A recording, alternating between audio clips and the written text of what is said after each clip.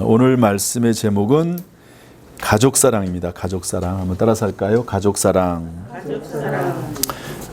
설 명절 맞이해서 이 말씀을 준비를 했는데 제가 조금 욕심을 부려가지고 범위를 많이 잡았어요. 그렇지만 전반적인 큰 그림을 그리는 데는 상당히 도움이 될 거라고 생각을 합니다. 그래서 가족이 두 가지가 있는데 이제 디모데전서 5장 18절은 가족을 돌봐야 된다. 그렇지 않으면 불신자보다도 못한 사람이다. 가족을 돌봐야 된다는 그런 이야기입니다. 근데 가족사랑이라고 하는 것은 뭐죠? 그런데 하나님의 계명에 따라서 행하는 게 가족사랑입니다. 그래서 가족은 두 가지가 있는데 제1가족은 육으로 난 가정. 따릅시다. 육으로 난 가정. 제2가족이 있습니다. 그래서 영으로 난 가정. 따릅시다. 영으로 난 가정. 그러니까 우리는 육으로도 낳고 영으로도 낳잖아요. 그리고 세상 사람들은 육으로는 낳는데 영으로는 낳지 않았잖아요. 그러니까 거듭나지 않은 거예요. 그래서 영적 생명이 없는 겁니다. 세상에 예수를 믿지 않는 사람들은. 어쨌든 제1가족은 다 있습니다. 그래서 여기 보면 제1가족 1번 아내에게 돕는 배필로 또 갈비뼈로 만드셨고요.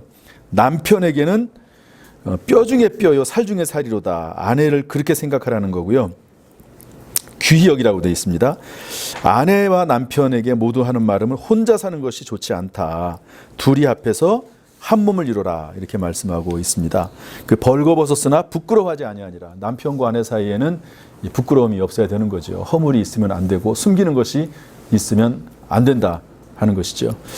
어떻게 장로님은 어떻게 권사님하고 이렇게 비밀이 없으세요? 없습니다. 비밀이 없지요. 비밀이 없고 허물이 없어야 된다 그런 말씀입니다. 자녀에게는 순종해라.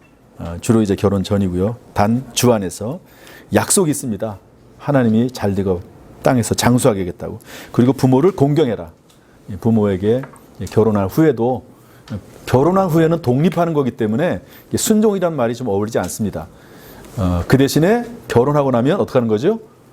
부모에게 공경하는 거죠. 부모를 공경하는 겁니다. 잘 섬겨드리고. 그러니까 부모님이 결혼하길 때까지 평생 자녀를 돌봤잖아요. 그런 것처럼 이제 결혼을 하면 부모를 돌봐드려야 됩니다. 특별히 부모가 연로해지면 자녀들은 마땅히 부모를 돌봐야 되는 거죠. 공경하는 겁니다. 자, 그 다음에 부모에게는 노엽게 하지 말고 하나님의 말씀으로 양육하라 그랬습니다. 이게 이제 제1가족, 육으로 난 가정. 그 다음에 제2가족, 이것은 영으로 난 가정입니다. 그래서 육으로 난 것은 육이요, 영으로 난 것은 영이다. 니고데모에게 하신 말씀이고요. 그리고 따라서 이런 가족 공동체가 만들어졌기 때문에 교회는 새로운 가족 공동체입니다. 그리고 하나님이 아버지가 되시고 부모님이 되시고 예수님은 남편이 되는 겁니다. 이런 영적 새로운 질서가 만들어지게 되고 또 그리스도인들은 전부 형제, 자매가 되는 거거든요. 우리 옆에 있는 분들은 전부 형제, 자매예요. 다 언니, 오빠, 누나, 형 이런 존재들입니다. 영적으로 그런 존재다 하는 말씀입니다. 자, 1번 보겠습니다. 하나님께서는 여자를 만드실 때 돕는 배필과 갈비뼈로 만드셨습니다. 그 의미는 무엇일까요? 히브리어 크네그도, 돕는 배필. 첫 번째는 뭐였죠? 돕는 배필이란 말의 첫 번째 의미는 동등하다. 동등하답니다. 두 번째는 뭐죠? 반대한다. 무조건 반대하면 안 되겠죠. 남편이 실수하거나 허물이 있을 때 또 무언가 잘못 나가는 길이 있을 때 그런 것들을 이렇게 때때로입니다. 항상 반대하면 안 돼요. 남편 하는 걸 항상 그러면 안 되겠죠. 격려하고 남자들은요 칭찬을 먹고 삽니다. 남자들은 칭찬해주면요 정신이 좀 나가요. 그래가지고 이 칭찬을 왜 그렇게 좋아하는지 모르겠어요. 남자들은 칭찬해주면 좋아합니다. 그리고 이제 정말로 꼭 필요한 말들을 반대할 때는 해야 되죠. 저 같은 경우는 제가 부목사 시절 나이가 한 40살 정도 됐을 때, 그럼 이제 보통 부목사 생활을 하다가 이제 담임 목회를 가야 되거든요. 이제 그때 제가 어떤 생각을 했냐면 미국으로 유학을 가겠다 그런 생각을 했어요. 근데 이제 저희 아내가 그걸 반대했어요. 왜? 이유는 뭐냐? 갔다 와도 목회지가 있는 것도 아니다. 여기서 성실히 일을 하면 목회 자리가 분명히 생길 것이다. 기도를 많이 했겠죠. 그래서 반대를 했어요. 그러고 있다가 얼마 있다가 정말 담임 목회 자리가 나와서 거기서 이제 부임을 했습니다. 서울에서 그래도 꽤 큰 교회예요. 그런 교회에 이제 부임을 받아서 담임 목사 경력이 전혀 없는데 그렇게 큰 교회에 제가 어느 정도 규모가 있는 교회에 부임을 했습니다. 그때 만약에 반대를 하지 않았으면 미국에 갔는데요. 그때 미국에 간 우리 동기들은 지금도 못 돌아와요. 왜냐하면 옛날에는 미국에서 공부하면 쉽게 이제 한국에서 받아줬는데 이제는 미국에서 공부한 사람들이 워낙 많다 보니까 한국에서 목회하는 사람들을 더 선호하는 경향이 생겼어요. 미국의 환경하고 한국의 환경이 다르니까 그런 것도 있고요. 아무튼 여러 가지 아주 고비고비마다 저희 아내가 아주 그냥 중요할 때 딱 반대한 게 몇 가지가 있어요. 그것 때문에 지금 현재 제가 있다고 볼 수도 있습니다. 기도 많이 하면서 잘 여자가 민감하게 잘 반응을 해야 돼요. 남편에 대해서 잘 이렇게 판단을 해야 됩니다. 오히려 더. 그 다음에 갈비뼈로 만드셨다고 하는 의미는 뭐죠? 이게 돕는 배필은 두 가지입니다. 동등하다, 그 다음에 반대한다 이런 의미가 있고, 갈비뼈로 만들었다는 거는 뭐죠? 보호한다는 거예요. 아니, 남자가 보호하는 거 아니야? 그런데 여기서 보호한다는 의미는 뭐냐면 여자가 훨씬 더 민감하다는 거예요. 영적으로 민감하고요, 감성적으로 민감해요. 그래서 미리 이렇게 딱 캐치를 하고 그리고 거기에 대해서 보호를 할 수 있는 이런 역할을 아내가 하도록 만들었다 하는 거죠. 그런 의미입니다. 2번 보겠습니다. 2번 다 같이 읽어보죠. 시작. 자녀가 부모에게 대하여 알고 행하여야 할 것은 무엇일까요? 또한 부모가 자녀에 대하여 알고 행하여야 할 것은 무엇인가요? 이건 단답형이죠. 자녀들은 부모에게 어떻게 하라고 그랬죠? 순종해라. 그 다음에 또 두 번째는 뭐죠? 공경해라. 공경해라. 부모를 공경해라. 그 다음에 부모는 자녀에게 어떻게 하라고? 자녀를 노엽게 하지 말아라. 이게 마음에 상처를 주지 말라는 거예요. 그 다음에 무엇으로 양육하라고요? 하나님의 말씀과 교훈과 훈계로 양육해라. 자칫 잘못하면 이 부모의 감정으로 양육할 때가 있거든요. 부모의 경험으로 양육할 때가 있고, 그런데 말씀으로 양육해라. 제가 그러면서 예를 하나 들었어요. 어떤지 기억이 나세요? 바로 저 방인데, 저 방에서 어떤 아이들 3명이서 앉아가지고 성경을 열심히 읽고 막 쓰는 거예요. 그래서 야, 너희들 되게 착하다, 야, 훌륭하다 막 이랬더니, 아, 목사님 그게 아니고요, 이게 벌이에요, 벌.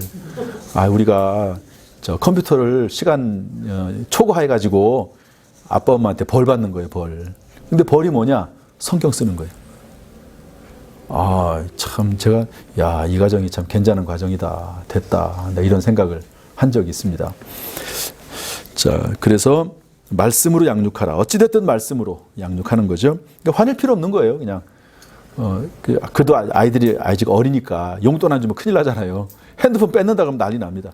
그러니까 이제 적절하게 잘 대처하는데 성경을 읽도록 그렇게 하는 모습을 보고 참 귀하게 생각을 했습니다. 3번 읽겠습니다. 3번 시작. 우리 그리스도인에게는 제2의 가족 공동체, 즉 교회가 있습니다. 교회는 왜 제2의 가족일까요? 교회는 왜 제2의 가족일까요? 성도는 왜 제2의 가족일까요?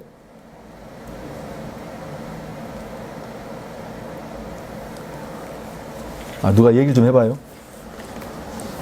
대답이 없어요. 뭐든지 한번 얘기 한번 해봐요. 왜 성도는, 교회는 제2의 가족일까요? 예, 여기 그럴 때 이제 참고를 봐야죠. 참고를 보면 이사야서 53장 4절 5절 말씀이 뭐죠? 그가 찔림은 우리의 허물이 남이요 그가 상함은 우리의 죄악을 인함이라. 그가 징계를 받으면 우리가 평화를 누리고 그가 채찍에 맞으면 우리가 남을 입었도다. 예수 그리스도의 피로 말미암아 거듭났기 때문에 그래요. 그러니까 부모의 피를 받았으면 한 가족이잖아요. 그런 것처럼 예수의 피로 거듭났기 때문에 한 가족인 겁니다. 그러니까 여기 있는 우리 모두는 전부 예수의 피로 거듭났잖아요. 똑같은 예수의 피로. 그러니까 한 가족이죠. 예수의 피. 그래서 부모의 피, 그 다음에 예수님의 피로 거듭났기 때문에 우리는 한 가족입니다. 그 다음에 요한복음 3장 6절, 7절 말씀은 니고데모에게 하신 말씀이거든요. 0으로 나는 것은 0, 6으로 나는 것은 6이요, 0으로 나는 것은 0이다. 그러니까 0으로 태어났기 때문에, 첫 번째는 예수의 피로 태어났기 때문에 한 가족이고, 그 다음에는 0으로 태어난 영적인 새로운 가족이다 하는 그런 의미고요. 요한복음 19장 26절부터 27절 말씀은 뭐냐? 이게 뭐죠? 요한복음 19장 26절 27절 누가 한번 찾아보실래요? 요한복음 19장 26절 27절. 예수께서 자기 어머니와 사랑하는 제자가 곁에 서 있는 것을 보시고 자기 어머니께 말씀하시되 여자여 보소서 아들이니이다 하시고 또 그 제자에게 이르시되 보라 내 어머니라 하시되 그때부터 그 제자가 자기 집에 모십니다. 예, 하나의 예죠. 그러니까 예수님의 육의 어머니인 마리아가 전혀 피를 나누지 않은 요한의 어머니가 된 거죠.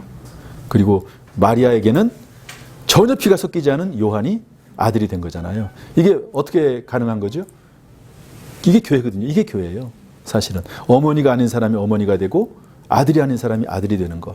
그리스도 예수 안에서, 예수님의 십자가 아래서 이런 새로운 가족 공동체가 이루어졌다 하는 겁니다. 그래서 왜 교회가 왜 제2의 가족일까요? 예수 그리스도의 피로 인해서 가족이 된 겁니다. 두 번째로는 요한복음 3장 6절 7절 말씀은 영으로 거듭났기 때문에 우리가 한 가족인 거고요. 그 다음 요한복음 19장 이 말씀은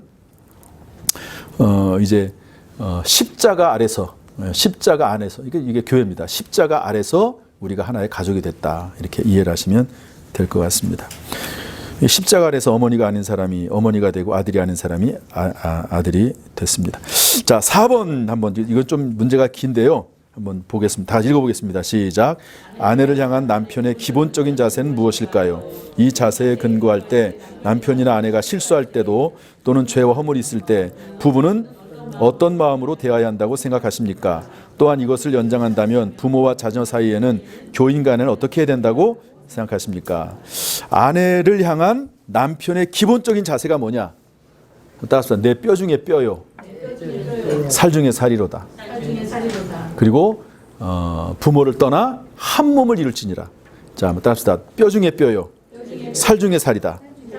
한 몸을 이룰지로다. 자, 그러니까 기본적으로 남편이나 아내가 실수할 때, 심지어 죄나 허물이 있을 때 어떻게 생각을 해야 되냐면, 저 사람이 죄를 지은 게 아니라, 저 사람이 실수한 게 아니라 누가 했다고요? 내가. 왜? 한 몸이니까. 그렇잖아요. 이제 마침 우리 방장로님이 오셨는데 이명장 원사님하고는 둘이 한 몸이란 말이에요. 뒤에 떨어져 앉아 있지만 한 몸이라는 거예요. 그러니까 이명장 원사님이 혹시 잘못했으면 누가 잘못한 거죠? 방장로님. 방장로님이 잘못했으면 누가 잘못한 거죠? 이명장 원사님. 반절은 책임이 있다는 거예요. 왜냐? 서로 책임지는 공동체라는 거예요. 부부는 책임지는 공동체입니다. 부모 자식도 마찬가지예요. 책임지는 공동체입니다. 교인 간에도 확장하면 책임지는 공동체예요. 그래서 여기다 책임지는 공동체이기 때문이라고 좀 쓰시고요.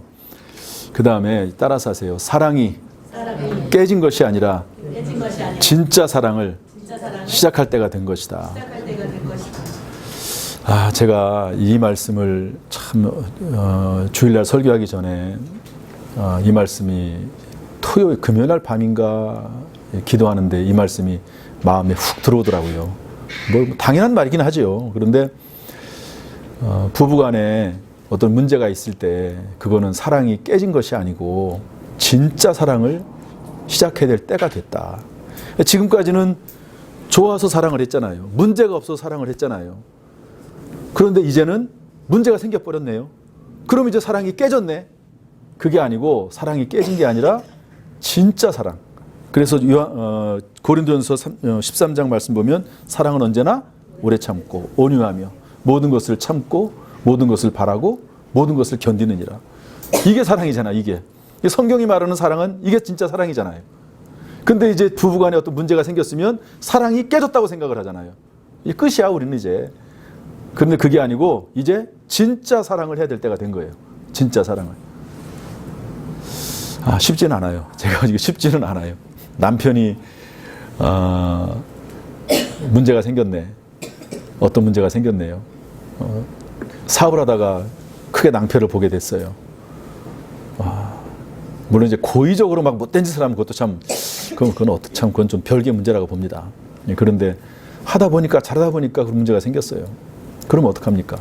그때는 진짜 사랑을 시작해야 될 때가 되는 거죠. 또 그런 일이 없도록 기도를 해야 되겠고요.